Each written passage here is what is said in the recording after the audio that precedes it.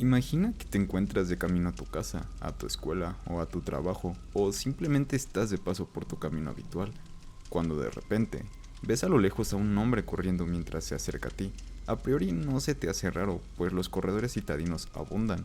Sin embargo, entre más se acerca, más bizarro se torna, pues en este inter alcanza a percibir más a detalle los rasgos de este sujeto, el cual viste completamente de blanco, con una máscara de yeso llena de sangre. Irremediablemente te recuerda al payaso Art de la saga de películas Terrifier, así que tratas de alejarte de él. Hace unas semanas se viralizó el hombre que ves en pantalla, un personaje sin duda misterioso y críptico. Dicho hace despertar demasiadas dudas en aquellos que lo ven.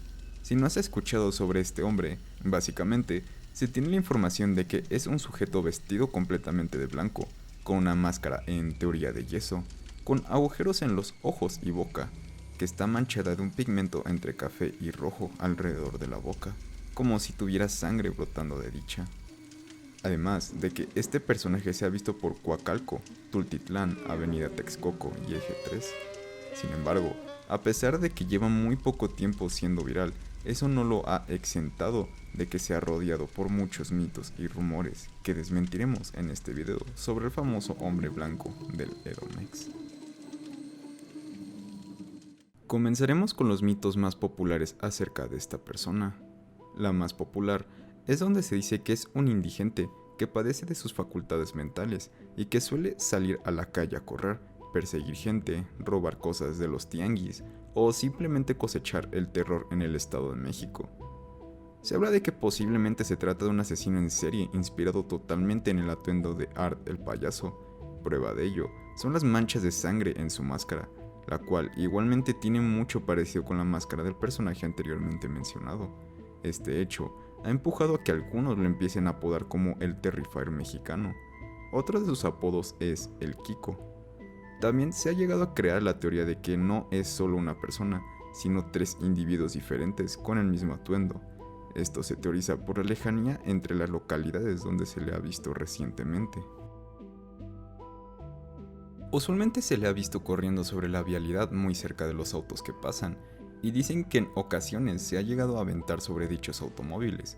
Se le ha captado teniendo actitudes inapropiadas con los transeúntes, se le ha visto dormir en el piso en plena calle, e incluso muchos reportan que lo han visto masturbándose en plena vía pública, sin ningún tipo de decoro.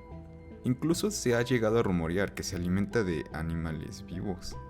En síntesis, los rumores callejeros lo ponen como un indigente con actitud sospechosa, con problemas mentales, actitud agresiva y problemático con las personas.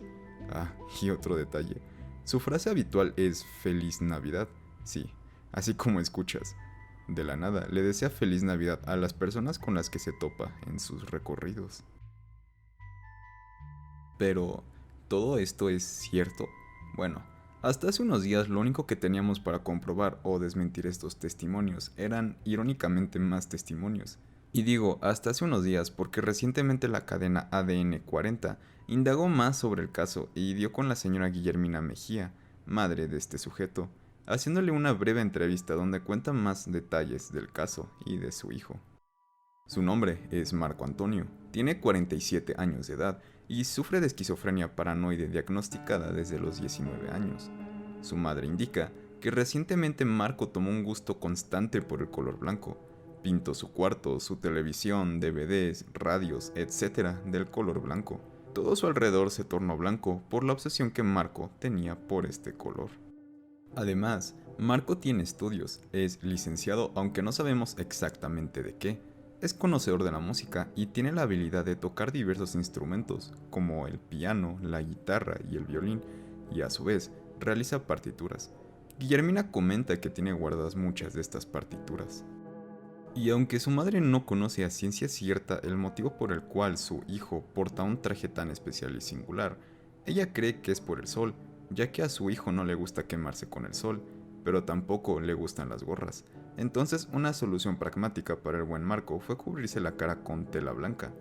Yo supongo que usa el color blanco ya que es un color adecuado para cubrirse del sol, al ser un pigmento que refleja el 100% de la luz y no absorbe el calor de la estrella. Y dicho sea de paso, la máscara que parece ser de yeso no es de yeso exactamente, es de una tela que el mismo Marco consiguió, misma con la que también hizo sus guantes. Marco Antonio sale a correr desde hace muchos años, y lo hace como una manera para poder calmar su ansiedad y demonios internos. Guillermina cuenta que cotidianamente Marco llega a pedirle la cena a las 9 de la noche, para después retirarse a dormir, detallando así que Marco tiene una vida un tanto peculiar, pero tranquila. Además de que el hecho de que viva con su madre explica por qué el hombre de blanco siempre está limpio, con ropa blanca y reluciente, algo que de por sí es complicado. La entrevistadora le preguntó a Guillermina si Marco Antonio tiene algún tratamiento farmacológico, a lo que ella respondió que usualmente no le da medicamentos, pero aquí resalta que en este último fin de semana sí le dio medicamentos para que pudiera dormir, ya que no quería que saliera a la calle. No explicó el motivo, pero probablemente se deba a su reciente viralización en redes. Sin embargo, para el momento de la entrevista no estaba medicado y no se encontraba en la casa de su madre. Ya estaba fuera, corriendo como lo llevaba haciendo las últimas semanas. Guillermina trabaja en el Instituto de Seguridad Social del Estado de México y municipios, hospital donde tiene intención de tratar la enfermedad de su hijo, cosa que no le resulta sencilla, ya que además del diagnóstico de esquizofrenia paranoide, según ella necesita otro diagnóstico emitido por un hospital de salud pública para ser candidato al tratamiento más prudente. También menciona que desde que su hijo se viralizó está preocupada. Antes él salía a correr con ropa normal de colores y nadie se fijaba en él, ahora sí lo hacen.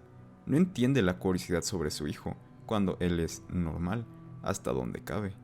Sé que está enfermo, pero él es normal, menciona la madre. Ella simplemente quiere emitir el mensaje de que no se metan con su hijo, que lo dejen ser, si les pide algo, que no se lo den, pero sobre todo que no lo ofendan, ya que de ser necesario pueden tomar medidas.